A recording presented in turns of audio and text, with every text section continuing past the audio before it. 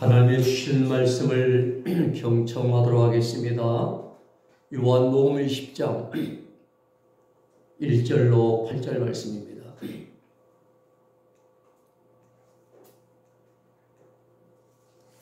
제가 받들어 읽어드립니다. 안식 후 첫날 이른 아침 아직 어두울 때에 막달라 마리아가 무덤에 와서 돌이 무덤에서 옮겨간 것을 보고 시몬 베드로와 예수님의 사랑하시던 그 다른 제자에게 달려가서 말하되 사람이 주를 무덤에서 가져다가 어디 두었는지 우리가 알지 못하겠다 하니 베드로와 그 다른 제자가 나가서 무덤으로 갈새 둘이 같이 다른별 나더니 그 다른 제자가 베드로보다 더 빨리 달아나서 먼저 무덤에 이르러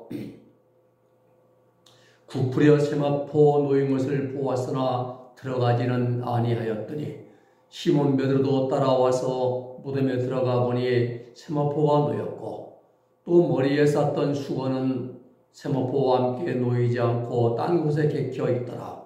그때야 무덤에 먼저 왔던 그 다른 제자도 들어가 보고 믿더라. 아멘.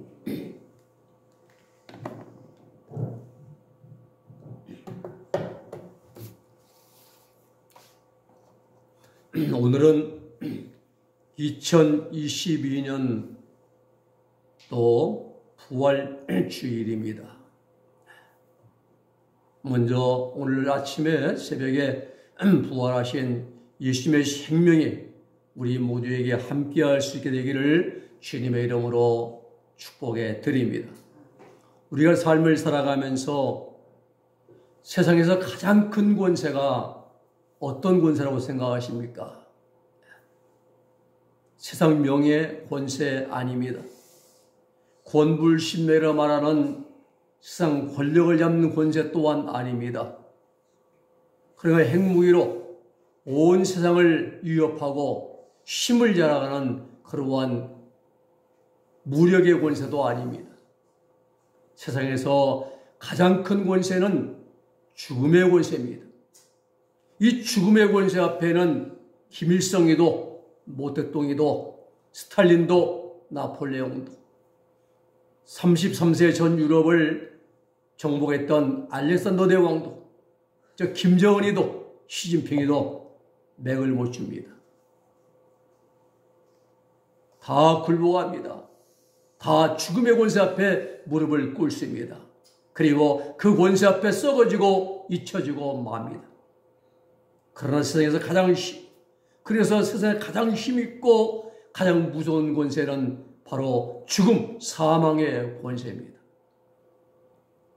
그런데 이 사망, 죽음 권세를 깨뜨리시고 이기시고 승리하신 한 분이 계십니다. 인류 역사에 오직 한 분뿐이십니다. 그분 누구십니까? 오늘 새벽에 죽음 권세를 깨뜨리시고 무덤에서 부활하신 예수 그리스도이십니다.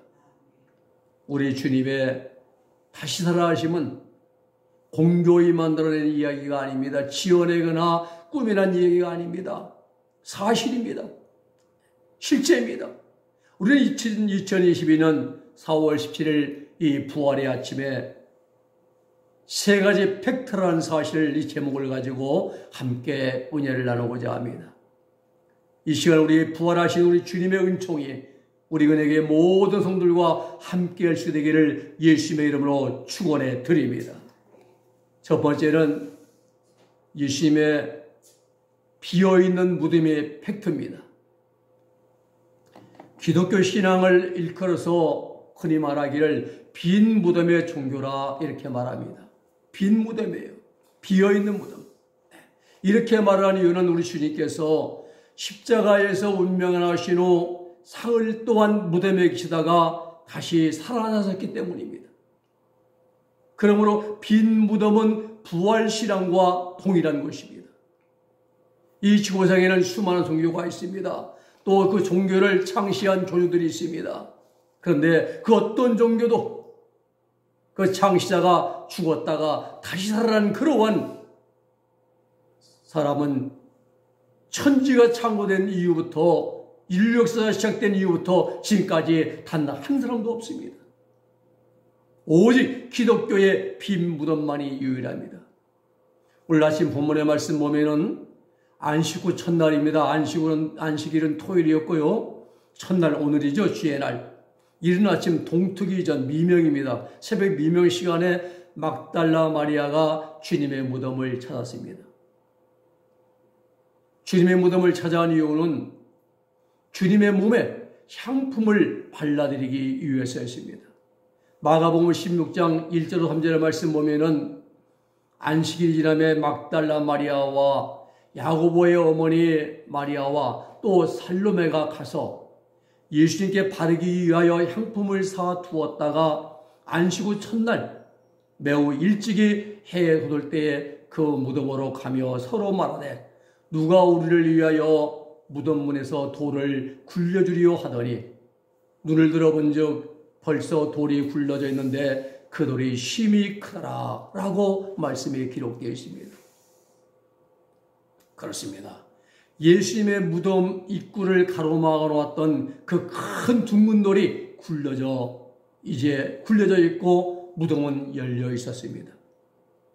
또 주님의 제자들이 시신을 훔쳐가지 못하도록 겹겹이 물살틈 없이 횃불을 밝히고 지키던 군사들도 다 사라지고 없었습니다. 이 놀라운 사실을 발견한 막달라 마리아는 제자들로 막 달려갑니다. 그리고 이 소식을 전하는데 가장 먼저 소식을 들은 두 제자 베드로와 사도 요한입니다. 베드로와 사도 요한이 무덤을 향하여 열심히 다른 박길에 갔습니다. 예수님의 사랑하는 제자는 베드로보다 먼저 무덤에 도착을 했습니다. 요 사도 요한이 나이가 어리잖아요. 젊잖아요. 무덤에 먼저 도착을 했지만은 안으로 들어가지는 않고 베드로를 기다렸습니다.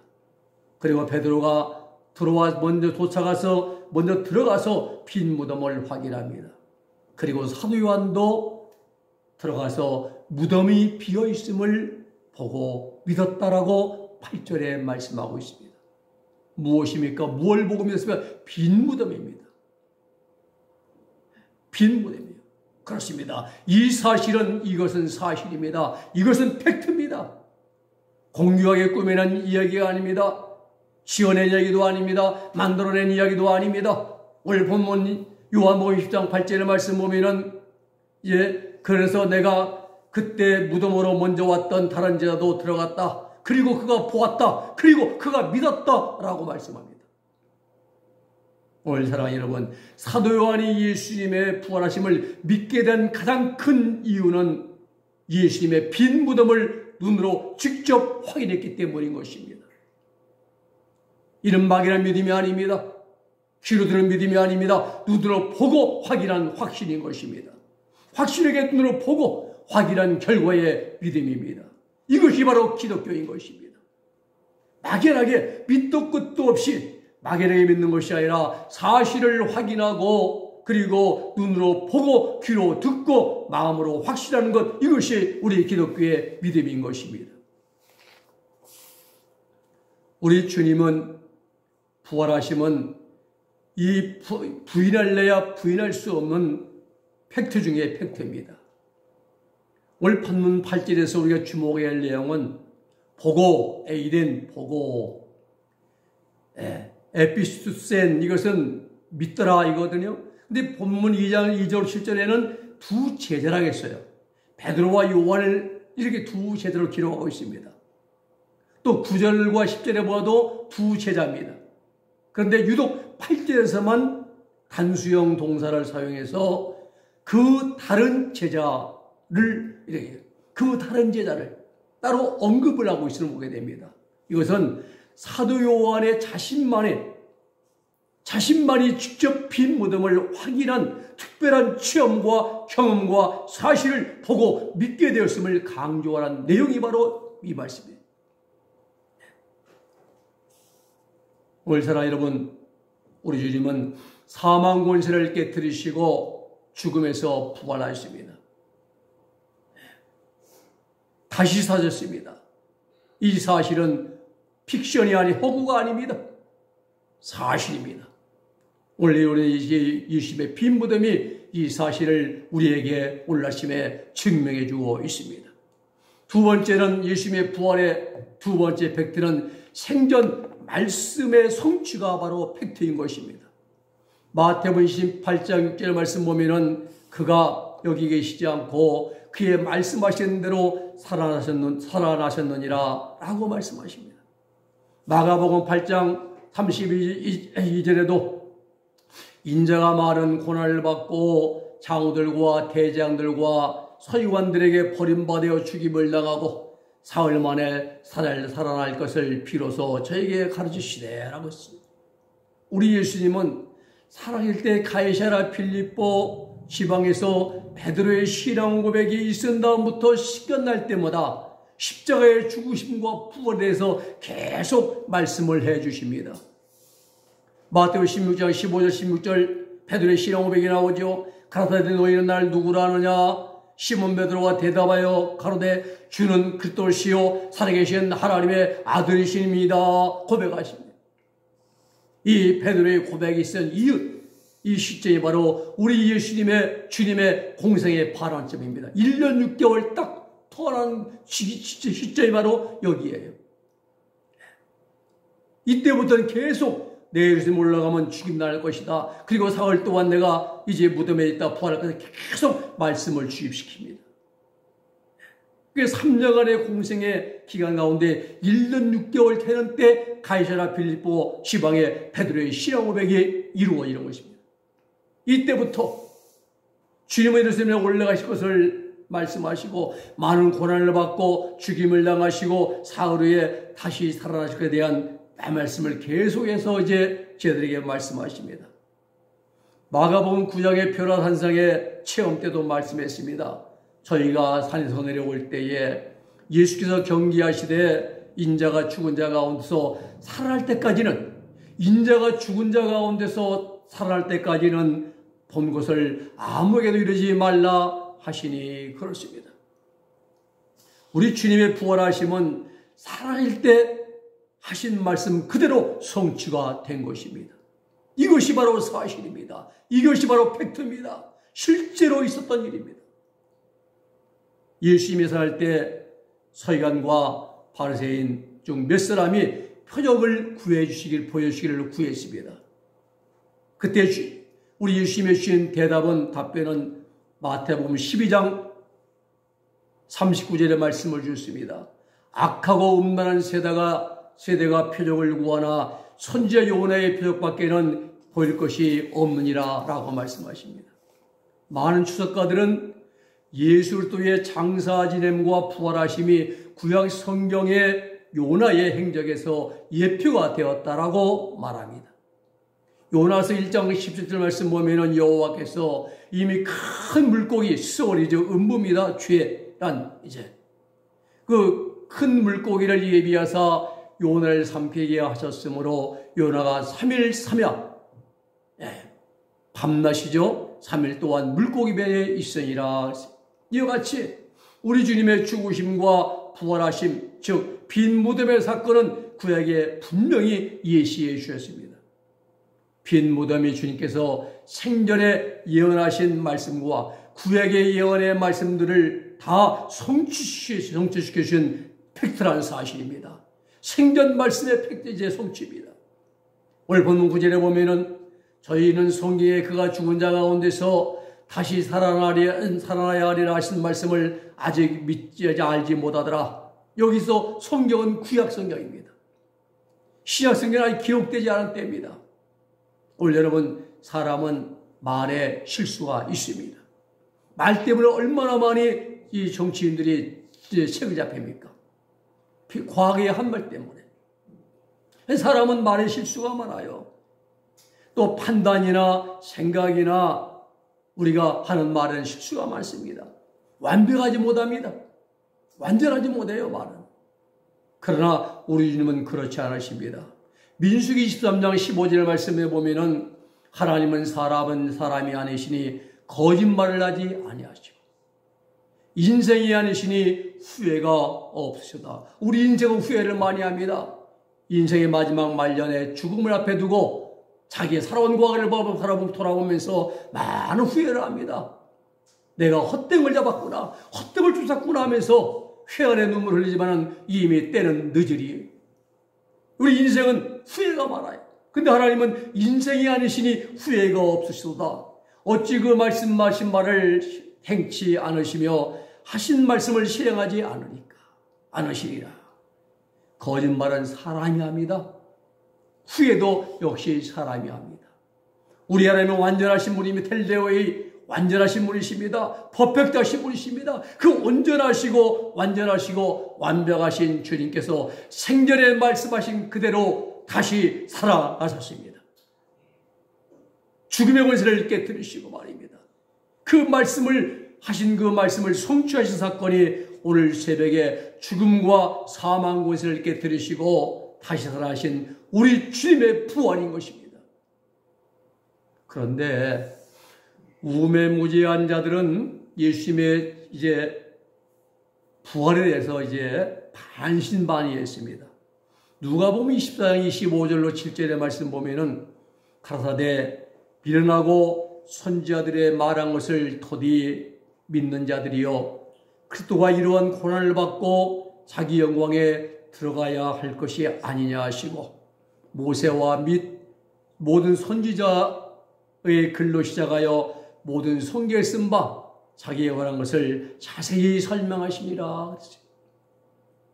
그렇습니다. 우리 주님은 하나님께서 성경의 여러 곳에서 부활하심과 빈 무덤에 대해서 예언해 주셨음에도 불구하고 부활 이후까지도 제대로 깨닫지 못하는 제자들을 책망하였습니다. 시편 22편 6절로 8절, 또 이사야 50장 6절, 스가랴 11장 13절 등 성경 여러 구에서 예수의 빈 무덤을 오래전부터 예언해 주셨습니다. 그리고 이 예언들은 모두가 다 주님의 부활을 통하여 성취가 되었습니다. 그렇습니다. 우리 하나님의 말씀은, 우리 주님의 부활하심은 세대와 세대를 넘어도 변함이 없습니다.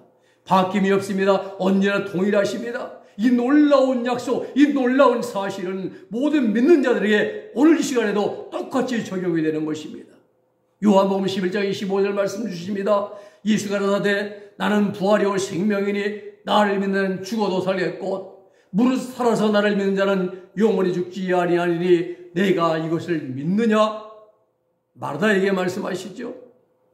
우리 예수 그리스도를 믿음으로 구원받고 그 구원받은 믿음으로 살아가는 성도들에게는 이 말씀이 그대로 적용됩니다. 죽어도 살고 살아서 믿는 자는 영원히 죽지 않겠고 이긴 자들이죠. 죽어낸 홍들입니다. 그리고 죽어도 살고 영원히 죽지 않는다는 않게 되는 이 놀라운 역사가 오늘 새벽에 죄의 권세, 사마의 권세, 죽음 권세를 들으시고 다시 사신 주님을 믿는 믿음으로 성취가 되고 완성이 되는 줄로 믿으시기를 주님의 이름으로 축원해 드립니다. 세 번째 말씀은 영원한 생명에 대한 소망이 팩트입니다. 요한복음 20장 31절에 사도 요한이 요한복음을 기록한 목적을 두 가지로 간단하게 명료하게 정리했습니다. 오직 이것을 기록하면, 요한복음의 이 서책을 기록하면 이제 너희로 예수님께서 하나님의 아들이심을, 하나님의 아들 그리스도이심을 믿게 하려 함이요. 두 번째는 너희로 믿고 그 이름을 힘입어 생명에 들어가게 생명을 얻게 하려 하심이라 라고 말씀합니다. 우리 주님의 부활하심은 세상 모든 믿는 자들에게 기쁨이 되고 영원한 소망이 되는 가장 큰 기쁨의 소식입니다. 사랑의 사도 요한이 복음서를 다 기록하고 요한복음 20장의 맨 마지막 부분에 복음서를 기록한 목적을 두 가지로 요약해서 말씀합니다. 예수님이 하나님의 아들이시라는 겁니다. 오늘 새벽에 무덤에서 부활하시고 사망권세 깨뜨리시고 다시 사신 그 예수님이 하나님의 아들 히오스, 투데오입니다. 투데오가 테우가 하나님이잖아요. 하나님의 히오스 아들이라 이 말입니다. 그 하나님의 아들이신 그분이 또 누구다? 호 크리스토스, 그리스도라, 그리스도. 기름 부음 받아라 이 말입니다. 즉 하나님의 아들과 그리스도는 동격이십니다. 하나님의 아들이신 예수께서 이 땅에 인카네이션, 육신을 옷을 입고 성신하셔서 육신의 옷을 입고 오셔서 십자가에서 고난을 받고 죽임을 당하시고 다시 살아나신 그분이란 거예요. 하나님 아들. 하나님의 아들이신 예수님께서 우리를 대신해서 십자가에서 고난 당하시고 사흘 만에 죽음의 권세를 깨뜨리시고 다시 부활하신 그분이시다 이 말입니다. 그리고 그분을 믿음으로, 예수 그리스도를 믿음으로 영원한 생명을 얻는 것, 이것이 오늘 예수님 믿고 구원받은 성도들의 궁극적인 신앙의 목표가 될 줄로 믿습니다. 막연하게 그냥 믿습니다가 아니라 예수님을 믿고 그 믿음으로 말미암아 우리가 생명, 예수님의 영원한 생명을 얻는 것, 생명에 들어가는 것, 이것이 우리 신앙생활의 목표가 되는 거예요. 그렇습니다. 예수의 속죄우침을 믿는 것이죠. 예수님의 고난과 십자가의 희생과 죽으심과 부활과 승천과 다시 오시는 재림을 믿는 것, 이것이 우리의 믿음의 내용인 것입니다. 나 때문에 죄 때문에 돌아졌고 죄된 나를 살리시려고 말입니다. 모두가 나와 연관이 있어, 내 죄와 연관이 있는 것이죠. 즉 영원한 생명에 대한 소망을 오늘 새벽에 하늘에 또 모든 희생의 죄악의 사망 것을 깨뜨리시고 다시 살아나신 우리 주님의 부활을 통해서 모든 믿는 자들에게 혼자 주어졌습니다.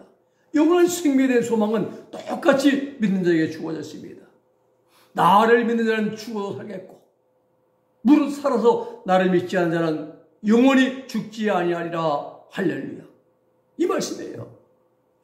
죄 문제 다 해결하고 정박심 못 받아지고 그리고 예수의 생명을 얻는 자는 영원히 죽지 않는다 했으며 살아서 에녹처럼 말입니다. 엘리야처럼 말입니다. 이 놀라운 사실이 오늘 새벽에 부활하신 우리 주님을 통해서 우리 모두에 주어진 일로 믿으시기를 주님의 이름으로 축복해 드립니다. 문제는 이제 우리 각 사람이 이 영원한 생명의 소망을 위해서 나가야 됩니다. 하나님이 주신 생명을 내 것으로 만들어야 되는 것입니다. 예수님의 영원한 생명에 들어가신 것처럼 우리에게도 이 생명이 내 것으로 만들어야 됩니다. 가만히 있으면 안 됩니다. 예수의 십자가 속죄운청을 믿는 믿음을 먼저 내가 확고하게 해야 됩니다.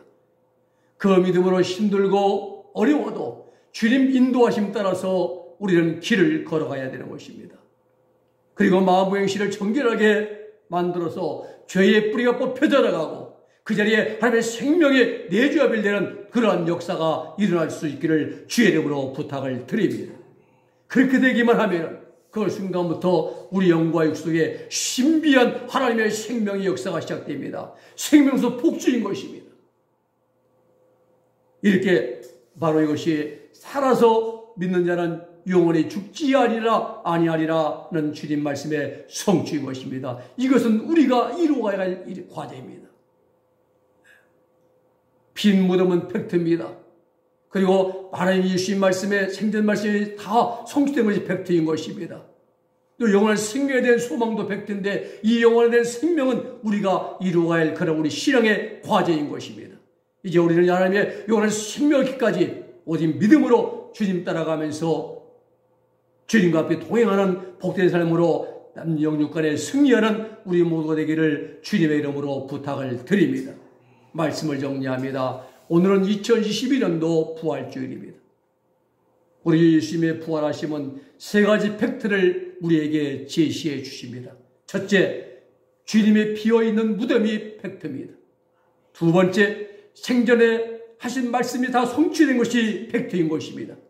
세 번째, 영원한 생명에 대한 소망이 팩트인 것입니다. 기도하겠습니다. 거룩하신 아버지 하나님 감사합니다. 오늘 2022년도 부활의 아침에 우리에게 세 가지 팩트를, 사실을 확인해 주시니 감사를 드립니다. 우리 예수님의 비어있는 무덤이 이 아버지의 팩트이고 주님이 살아행진하신 말씀의 성취가 백되이고 또 하나님 영원한 생명을 얻게 되는 것이 사실임을 우리에게 알게 하심을 감사를 드립니다. 이제 우리가 주님의 믿음을 더욱 공개하고 돈독히 하고 하나님 예수 믿는 믿음으로 승리하며 살아가서 하나님의 생명에 들어갈 수 있는 이 일을 반드시 이루어가는 우리 모두가 되게 하여 주시옵소서.